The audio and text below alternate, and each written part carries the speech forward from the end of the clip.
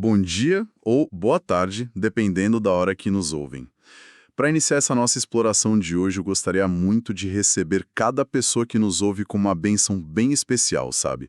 Que Deus abençoe profundamente o dia de todos, traga uma paz verdadeiramente e ilumine cada passo desta semana que se inicia. Amém. É sempre um privilégio estar aqui, acompanhando todo mundo em mais uma jornada de análise. Uma ótima semana para todos. Com certeza. Eu sou seu anfitrião de sempre, acompanhado da nossa especialista incrível. E o tema que a gente vai investigar hoje é, a anatomia de um alívio profundo. E que alívio, né? O texto de hoje é muito intenso. Muito. A nossa missão nessa análise não é só pegar um pergaminho antigo e ler com aquele distanciamento acadêmico, não. Nós vamos fazer um mergulho profundo no Salmo 124, usando a tradução Nova Almeida atualizada e os comentários maravilhosos do Allen P. Ross. É sobre entender como um povo sobreviveu a probabilidades quase impossíveis, sabe? É sobre vulnerabilidade humana no estado mais puro. É olhar para a aniquilação de frente. Isso. E para dar o gancho inicial para a nossa conversa, tenta imaginar aquele milissegundo exato em que a poeira baixa logo depois de um quase acidente fatal. Nossa, só de imaginar já dá um frio na espinha. Pois é. Aquele momento de silêncio absoluto, né? Os pneus acabaram de cantar no asfalto, você puxou o volante por instinto e o carro parou a centímetros de uma colisão devastadora. Aquele momento em que o coração acelera para 150 batidas por minuto. Exatamente. A respiração trava total, as mãos tremem e a sua mente é inundada por uma linha de pensamento aterrorizante. Aquele clássico "e se?". A percepção crua de que, por uma fração de segundo, tudo estaria acabado. E o que torna o Salmo 124 tão magnético é que ele não oferece, uma reflexão filosófica de poltrona sobre o mal, sabe? É a documentação literária dessa adrenalina pura que você acabou de descrever. É quando a ficha cai, né? Isso mesmo, é o reconhecimento imediato de que, sem uma intervenção externa enorme, a história deles teria acabado. Não tinha o plano B. Os 5 primeiros versículos operam quase como um exercício de trauma coletivo. O texto fica repetindo como um mantra mesmo. Não fosse o Senhor que esteve ao nosso lado. E a partir daí a linguagem abandona qualquer sutileza. É um verdadeiro soco no estômago. O autor usa o termo engolidos vivos para descrever a fúria dos inimigos.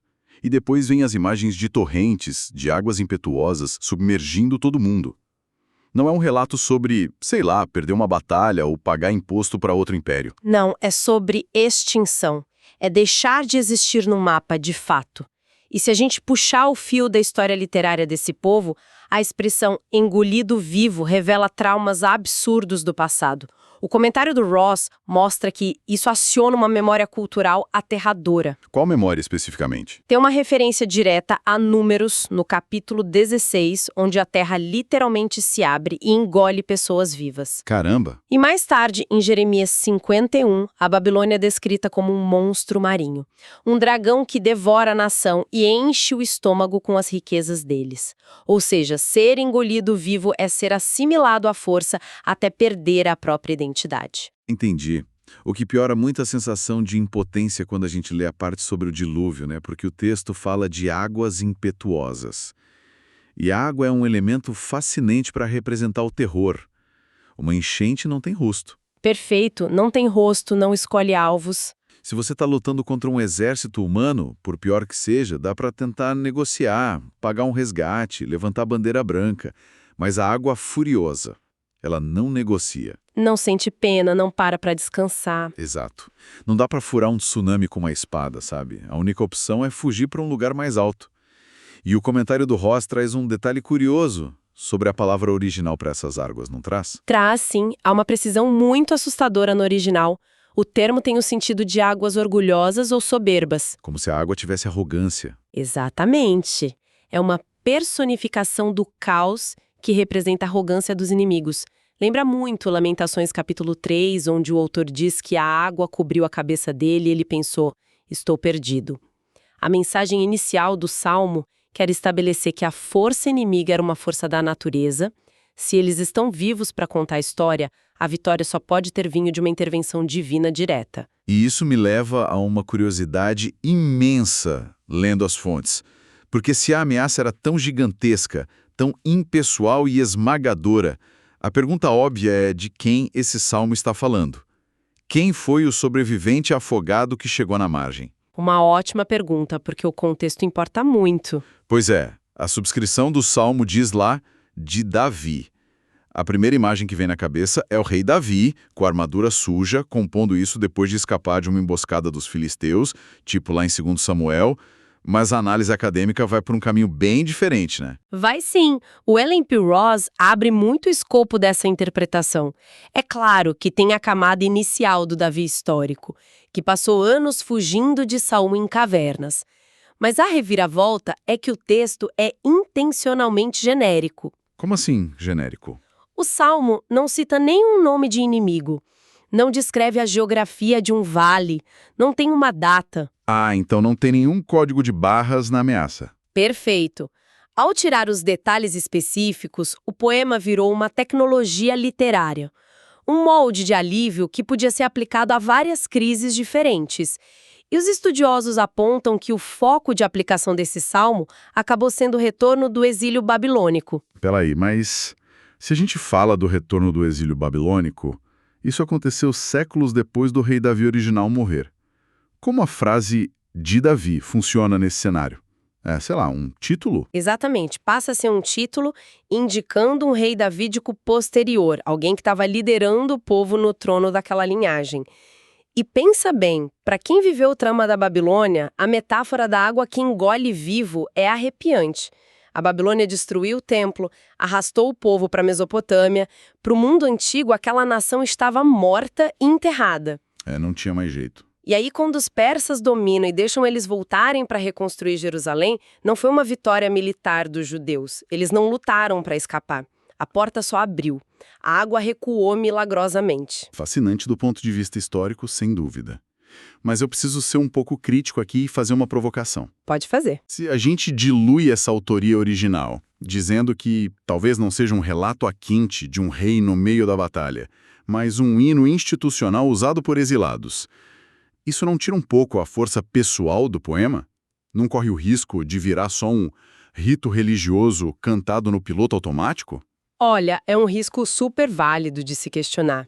Mas a genialidade litúrgica da época prova justamente o contrário. A natureza genérica expande o impacto. A gente não pode esquecer da outra parte do título, que é Cântico de Peregrinação. Os famosos cânticos dos degraus, né? Isso mesmo. A função primária era ser cantado por caravanas inteiras indo a pé para Jerusalém. E pensa numa viagem arriscada no mundo antigo. Famílias caminhando por estradas perigosas, subindo morros, sujeitas a ladrões, falta de água. A vulnerabilidade era muito real ali a cada passo. E a psicologia mostra como o canto coletivo afeta o cérebro. Se você tem centenas de pessoas andando e cantando no mesmo ritmo, a respiração sincroniza, o coração bate junto, sabe? É uma forma incrível de processar o medo em grupo. Precisamente. Essa é a engenharia por trás desses cânticos. Quando os agricultores, as crianças, os idosos cantavam o Salmo 124, a dor das gerações passadas se conectava com os medos daquela viagem. O povo inteiro declarava, o monstro quase nos engoliu, mas estamos aqui, respirando, porque Deus nos guardou. Virou grito de resiliência de todo um povo. É lindo isso. Mas o texto dá uma guinada incrível. Tendo estabelecido esse caos impessoal das águas, a gente precisa olhar para os versículos 6 e 7. A estrutura muda de uma forma bem abrupta, né? Ele parece dar um zoom in na ameaça. A mudança de marcha na narrativa é sensacional. O autor introduz novas imagens de terror que substituem totalmente a água. Primeiro, eles agradecem por não terem sido dados como presa aos dentes dos inimigos, uma imagem predatória. E logo no versículo 7 vem a âncora do final do poema. Que a alma salva como um pássaro do laço dos passarinheiros. Sai a enchente e entra a armadilha. O caos natural dá lugar para uma ferramenta de muita precisão. E essa discrepância é perfeita para ilustrar como o perigo pode ser complexo. Porque o furacão ou a enchente são forças vastas, sem planejamento maldoso, né? É física, a água desce destruindo tudo. Agora, o laço de passarinheiro é É a anatomia do perigo íntimo. Muito íntimo e intencional. Um caçador é calculista. Ele estuda o padrão de voo, a fome do pássaro, camufla a armadilha, põe a isca e espera. É a diferença entre uma tempestade e descobrir que alguém armou uma fraude para falir o seu negócio de propósito, sabe? Com certeza. E a engenharia física do laço no mundo antigo deixa isso ainda mais sombrio. As fontes relatam que essas armadilhas dependiam de altíssima tensão física, era uma mola de madeira, um galho flexionado no limite, segurando uma corda. Guardando uma energia brutal ali. Exato, uma energia cinética pronta para disparar. Quando o pássaro pousava no gatilho, pum! O laço fechava no pescoço ou nas patas com uma força violenta. E pensa nos ossos de um pássaro, super ocos e leves. Feitos para o voo, não para aguentar um impacto desse. Uma vez que o gatilho era acionado, a lupa acabava. Era matematicamente impossível o pássaro quebrar a armadilha. O que torna o desfecho muito chocante, porque lendo com cuidado, o texto não fala "nós vimos a isca e voamos para longe". A genialidade brutal aqui é que a isca funcionou. Eles foram pegos. O gatilho disparou, eles caíram na armadilha. O fim parecia inquestionável, né? O pássaro estava preso. E, de repente, contra toda a lógica da física, o Salmo diz: rompeu-se o laço e nós nos vimos livres. Esse rompimento mecânico é o clímax de tudo. Como a gente falou, o passarinho não tem músculo para estourar o laço. O Rosa enfatiza muito a declaração do versículo 6, bendito seja o Senhor. A razão de todo esse louvor é que não tem nenhum mérito humano na sobrevivência. Porque se a armadilha fechou, eles deveriam ter morrido. Pela lógica, o resultado seria fatal. O caçador fez tudo certo. O pássaro caiu na cilada. O único motivo para a madeira quebrar e a corda ceder no último segundo é porque uma mão invisível interveio. Alguém esmagou o mecanismo de fora para dentro. Nossa! E isso nos leva a um debate fascinante no final, no versículo 8. Depois do afogamento e da armadilha quebrada, ele entrega aquela frase que todo mundo conhece. O nosso socorro está no nome do Senhor que fez o céu e a terra. É o fechamento que amarra o alívio. É o momento em que a salvação local é elevada para uma afirmação de soberania cósmica. Chamar de Criador do céu e da terra lembra as pessoas que cantam isso de que a entidade que quebrou a armadilha tem autoridade sobre a matéria física. É o mesmo Deus que inventou a tensão da madeira. Isso. Ele desenhou a gravidade, estruturou o universo todo. E as notas de estudo apontam que é daqui que vem a verdadeira paz. Saber quem estava segurando a corda de resgate. Só que aí, olha o paradoxo que surge, e é bem espinhoso. Se o crédito é 100% do Criador, e a gente lê os autores bíblicos também falando sem parar de diligência e esforço humano, fica uma pergunta no ar. E qual seria o paradoxo? Bom, pegando o Davi histórico como exemplo. Lá em 2 Samuel 23, Davi não era um cara pacato, sentadinho esperando o milagre cair do céu. Ele era um general, treinado, com aquela tropa de elite mortal, os valentes de Davi. Ah, os melhores guerreiros de Israel. Eles mesmos. Então a provocação é, se a armadilha inimiga é rompida por Deus, de qualquer maneira, por que treinar a vida inteira? Por que gastar horas criando estratégia de guerra e suando a camisa com diligência, se o milagre final quem faz é Deus do nada? Parece que treinar tanto é inútil. É uma excelente provocação. Mas o comentário do Ross esclarece essa aparente tensão de uma forma muito madura. Não existe contradição, mas sim uma parceria sofisticada. Na visão deles, o esforço humano nunca é anulado, ele só é colocado no lugar certo. E qual é o lugar dele? O treinamento de Davi, os calos nas mãos, o suor, tudo isso era inegociável. A genialidade é entender que toda essa diligência humana não produz nenhuma vitória duradoura, a não ser que seja uma ferramenta na mão de algo muito maior. Tipo, a ferramenta na mão de quem tem a força motriz.